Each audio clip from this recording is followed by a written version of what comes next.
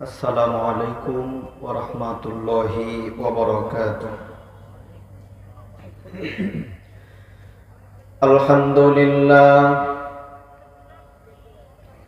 আলহামদুলিল্লাহি নাহমাদুহু ওয়া নাস্তাঈনুহু ওয়া নাস্তাগফিরুহু ওয়া নু'মিনু বিহি ওয়া নাতাওয়াক্কালু আলাইহি ونعوذ بالله من شرور أنفسنا ومن سيئات أعمالنا من يهده الله فلا مضل له ومن يضلل فلا هادي له نشهد أن لا إله إلا الله وحده لا شريك له ونشهد أن سيدنا ونبينا ومولانا محمدا عبده ورسوله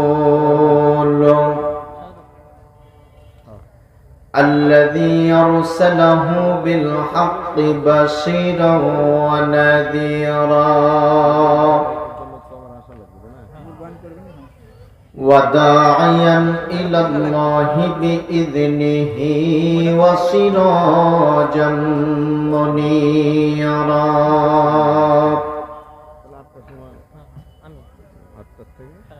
فقد قال الله تعالى في كلامه المجيد والفرقانه الحميد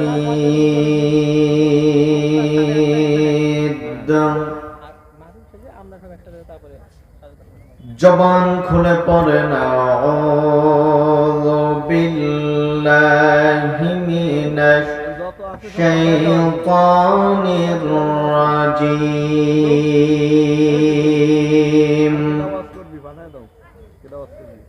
بسم الله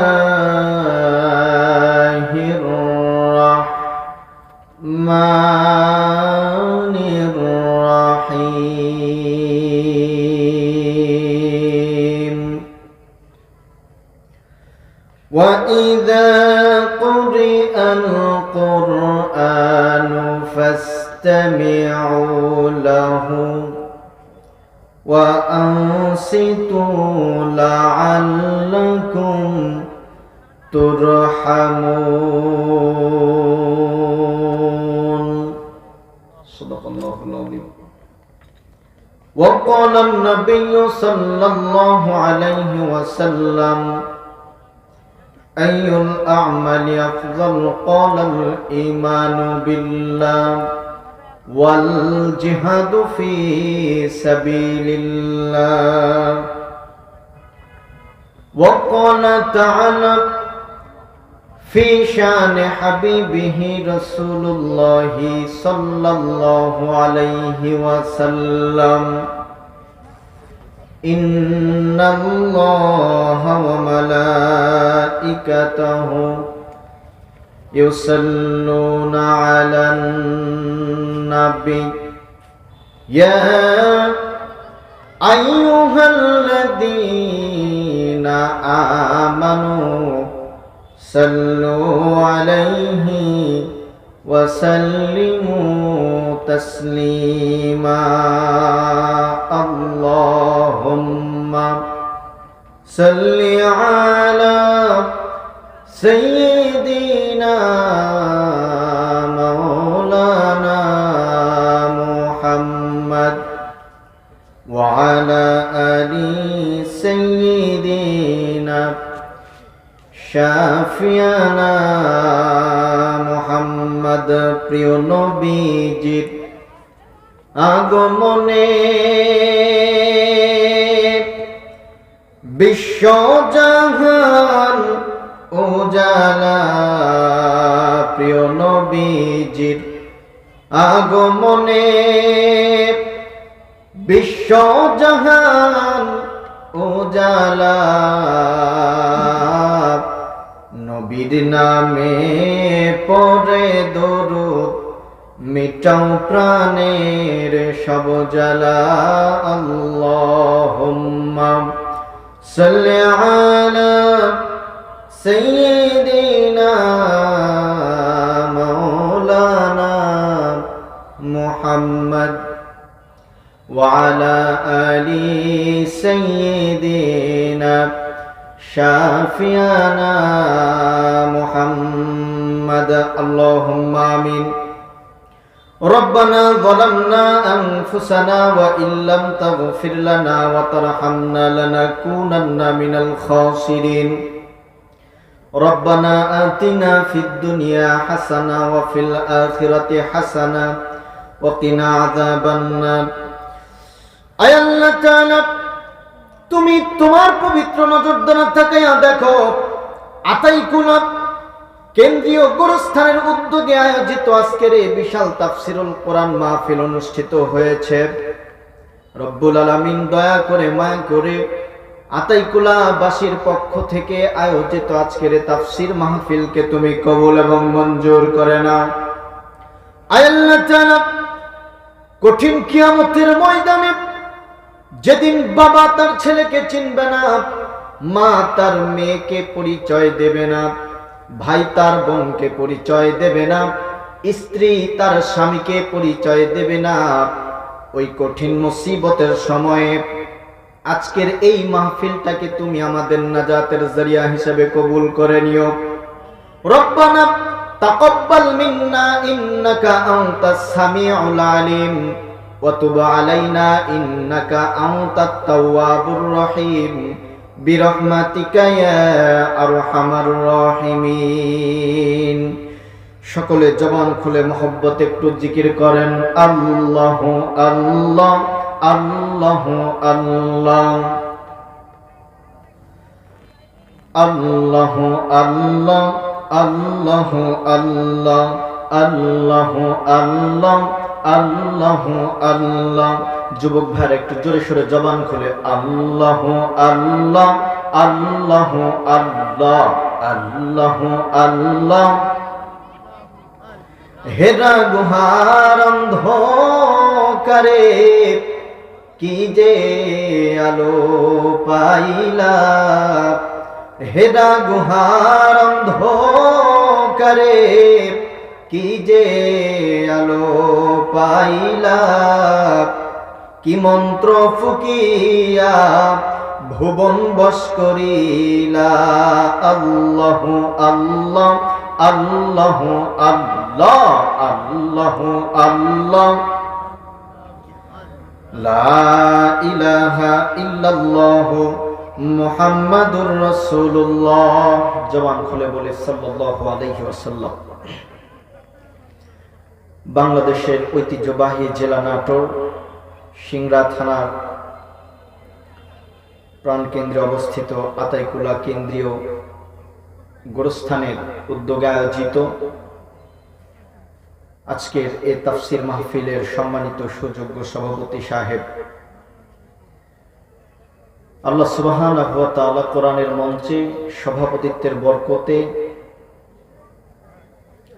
তার সারা জীবনের গুনাহ যেন আল্লাহ সুবহানাহু ওয়া তাআলা মাফ করে দেন। সকলে বলেন আল্লাহুম্মা আমিন। আজকের এই মাহফিলের প্রধান অতিথি, বিশেষ অতিথি সহ সম্মানিত অতিথিবৃন্দ, প্রধান বক্তা, দ্বিতীয় বক্তা, তৃতীয় বক্তা সহ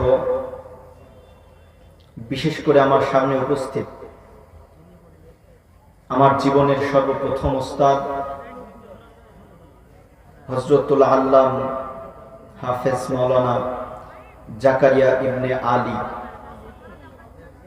তার সামনে কথা বলা তো দূরের কথা, আমি মনে করছি তার পায়ের জুতা টানার মতো যোগ্যতা আমি অধমের এখনো পর্যন্ত হয় নাই। তারপরেও যে আল্লাহ সুবহানাহু ওয়া তাআলা দোয়া নেওয়ার জন্য আজকের এই আলোচনার মঞ্চে আমাকে কবুল করেছেন, শুকরিয়া আদায় করছি সেই মহান আল্লাহ সুবহানাহু ওয়া তাআলার দরবারে, দরবারে ইলাহিতে। আবেগ আপ্লুত কণ্ঠে, বিনয় অবনীত চিত্তে আমরা যে তার গোলাম, এ গোলামীর সবটুকুন অনুভূতি ব্যক্ত করে ভক্তি ভরে মুক্তির আশায় তারই শেখানো উক্তি অনুযায়ী যুক্তির সাথে চুক্তি করতে গিয়ে জোরে সোরে জবান খুলে মহব্বতে উচ্চ আওয়াজে কালেমাতুশ শুকুর আদায় করে বলছি আলহামদুলিল্লাহ। লক্ষ কোটি দরুদ ও সালাম নবী মুকাররম, যিনি নির্যাতিত, নিপীড়িত, শোষিত, বঞ্চিত, অবহেলিত, পদদলিত, মাজলুম জনতার চরম এবং পরম বন্ধু, যার আগমনের ফলশ্রুতিতে আমরা জাহিলিয়াতের একটি যুগ থেকে স্বর্ণকালের একটি যুগে পদার্পণ করতে পেরেছিলাম, সেই মহান মানুষটির প্রতি অন্তর নির্গত দরুদ ও সালাম সকলে বলছি সাল্লাল্লাহু আলাইহি ওয়াসাল্লাম। সম্মানিত উপস্থিতি, আলোচনার প্রারম্ভে আমি আপনাদের কাছে জানতে চাচ্ছি, আজকে এই কোরআনের মাহফিলে আসতে পেরে এবং বসতে পেরে আপনারা বেজার নাকি খুশি? অল্প নাকি বেশি? যদি হন খুশি, একটু আওয়াজ দিয়ে বেশি সেই আল্লাহ সুবহানাহু ওয়া তাআলার নামে তাকবীর দেয়া যাবে তো ইনশাআল্লাহ? সবাই বলেন তো দেখি, লিল্লাহি তাকবীর, নারায়ে তাকবীর, লিল্লাহি তাকবীর। সম্মানিত উপস্থিতি, আপনাদের সামনে কোরআনুল কারীম থেকে আলোচনা করার জন্য 114টি সূরার ভেতর থেকে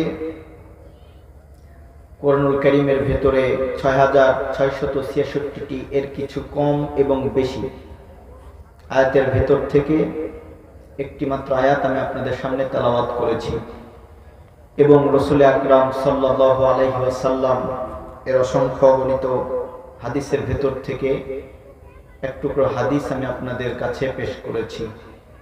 আমার জন্য দোয়া করুন, আল্লাহ সুবহানাহু ওয়া তাআলা যদি আমাকে তৌফিক দান করেন, ইনশাআল্লাহ তাআলা এই কোরআনের আয়াতকে সামনে রেখে এবং হাদিসকে সামনে রেখে যুগ উপযোগী কিছু কথা যেন আমি আপনাদেরকে শোনাতে পারি।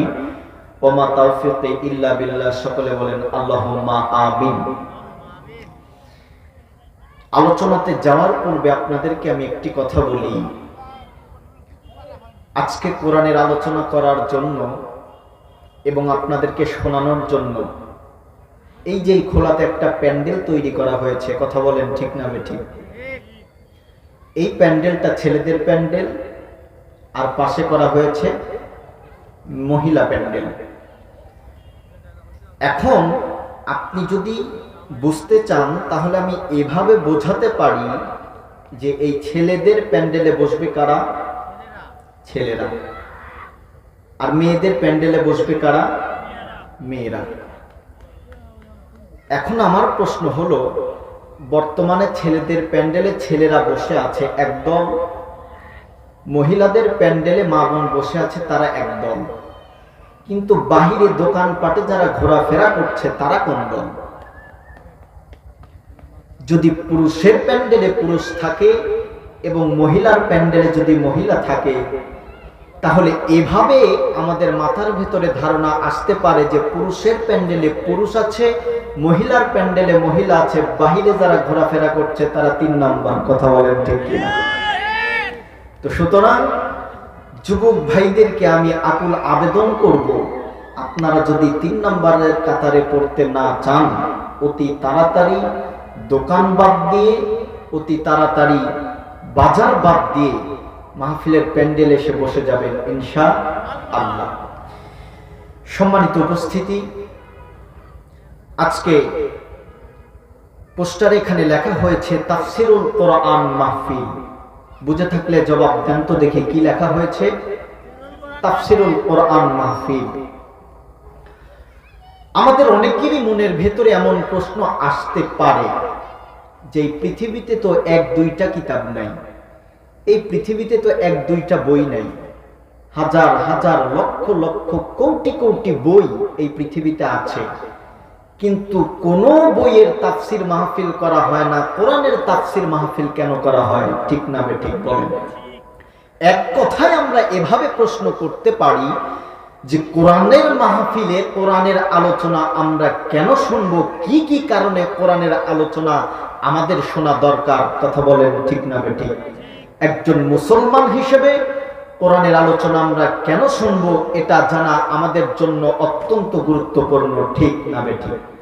এই প্রসঙ্গে আমি পয়েন্ট আকারে একে একে আল্লাহ সুবহানাহু ওয়া তাআলার কাছে প্রশ্ন করব এবং আল্লাহ সুবহানাহু ওয়া তাআলা তার নাজিলকৃত কোরআনের ভেতর থেকে আমাদেরকে উত্তর দিয়ে দেবে। শুনতে রাজি আছেন তো ভাইরা?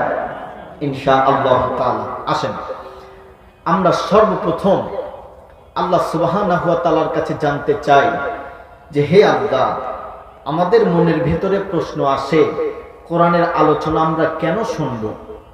আমরা এই প্রশ্ন যখনই আল্লাহ সুবহানাহু ওয়া তাআলার কাছে করব, সঙ্গে সঙ্গে আল্লাহ তাআলা আমাদেরকে জানিয়ে দেবে, শুনে নাও, কোরআনের আলোচনা তোমরা শুনবে ভালো কথা, কিন্তু কোরআনের আলোচনা শোনার আগে তোমাদেরকে দুইটা গুণ অর্জন করতে হবে। বুঝে থাকলে জবাব দেন তো দেখি, গুণ কয়টা? দুইটা। তাহলে কোরআনের আলোচনা আমরা কেন শুনবো? এই আলোচনায় প্রবেশের পূর্বেই কোরআনের আলোচনা শোনার জন্য আমাদেরকে কি কি গুণ অর্জন করতে হবে জানার দরকার আছে না নাই? আছে। তাহলে আসুন আমরা আল্লাহ সুবহানাহু ওয়া তাআলার কাছে প্রশ্ন করি যে হে আল্লাহ, কোরআনের আলোচনা শোনার পূর্বে আমাদেরকে কি কি গুণ অর্জন করতে হবে? সম্মানিত তাওহীদি জনতা, আলোচনার প্রারম্ভে আমরা আল্লাহ সুবহানাহু ওয়া তাআলার কাছে প্রশ্ন করলাম, আল্লাহ তোমার কোরআনের আলোচনা শুনতে আমরা এসেছি। বক্তাগণ ওয়াইজগণ কোরআন থেকে আলোচনা করবে, আমরা কোরআন থেকে তার আলোচনা শুনব। কিন্তু প্রশ্ন হলো, কোরআন শোনার পূর্বে তুমি আমাদেরকে যে দুইটা গুণ অর্জন করতে বলেছো, সেই দুইটা গুণ কি কি আমরা জানতে চাই। আল্লাহ রাব্বুল আলামিন সঙ্গে সঙ্গে সুন্দরভাবে বর্ণনা করেন, ওয়া ইযা কুরিআল কুরআনু ফাসতামিউ লাহু ওয়া আনসিতু লাআল্লাকুম তুরহামুন। সম্মানিত তাওহীদি জনতা, আপনাদের খেদমতে কোরআনের এক একটা আয়াত পাঠ করা হবে। যখন আমি আমার শাহাদাত আঙ্গুলি দ্বারা আপনাদেরকে ইশারা করব তখন, আর আমি ইশারা করব যখন আপনারা আল্লাহু আকবার বলবেন তখন, এই কর্মসূচি চলবে ততক্ষণ, বয়ান বক্তাদের শেষ না হবে যতক্ষণ। রাজি আছেন যারা শুরুতেই একটা বার আল্লাহু আকবার বলে আওয়াজ দেন তারা? সম্মানিত তাওহীদি জনতা, ভালোভাবে কান লাগান। তাহলে আমি সর্বপ্রথম আল্লাহ তাআলার কাছে প্রশ্ন করেছি, মালিক তোমার কোরআনের আলোচনা আমরা শুনবো, কিন্তু প্রশ্ন হলো কোরআনের আলোচনা শোনার পূর্বে আমাদেরকে কি কি গুণ অর্জন করতে হবে? আল্লাহ পাক বর্ণনা করেন, ওয়া ইযা কুরিআল কুরআন, যখন বান্দারা তোমাদের সামনে কোরআন পড়া হবে, তোমাদের সামনে কোরআনের আলোচনা করা যখন হবে, তখন তোমাদের কাজ হবে দুইটা। এক নম্বরে অত্যন্ত মনোযোগ সহকারে তোমাদেরকে কোরআনের আলোচনা শোনা লাগবে, এবং দ্বিতীয় নাম্বার পয়েন্ট হলো কোরআনের আলোচনা বসে তোমাদেরকে কোনো প্রকার কথা বলা যাবে না। আল্লাহ পাক বললেন, কোরআনের আলোচনা যেখানে হবে সেখানে কোনো প্রকার কথা চলবে না, রাস্তাঘাটে ঘোরা যাবে না, দোকানপাটে থাকা যাবে না, জিলাপি খাওয়া যাবে না, মেয়েদের দেখার আশায় কসমেটিকের দোকানেও থাকা যাবে না। কথা বলেন ঠিক কিনা? সম্মানিত তাওহীদি জনতা, ভালোভাবে কান লাগান। আল্লাহ সুবহানাহু ওয়া তাআলা বর্ণনা করছেন, তোমরা কোরআনের আলোচনা শুনবে ভালো কথা, কিন্তু তোমাদের জেনে নেওয়া উচিত কোরআনের আলোচনা শোনার জন্য তোমাদেরকে দুইটা গুণ অর্জন করা লাগবে। এক নাম্বার হলো মনোযোগ সহকারে কোরআনের আলোচনা শোনা লাগবে, এবং কোরআনের আলোচনা শোনার জন্য যখন তোমরা চলে আসবে সেখানে কোনো প্রকার কথাবার্তা বলা যাবে না। এখন আমরা প্রশ্ন করলাম, আল্লাহ এই দুইটা গুণ যদি আমরা অর্জন করি তাহলে আমাদের লাভটা কি? আল্লাহ সুবহানাহু ওয়া তাআলা বর্ণনা করেন, এই দুইটা কাজ যদি তোমরা অবলম্বন করে কোরআনের আলোচনা শুনতে পারো, কি হবে তোমরা কি জানো? আল্লাহ পাক বলেন, লাআল্লাকুম তুরহামুন। জোরে বলেন আল্লাহু আকবার।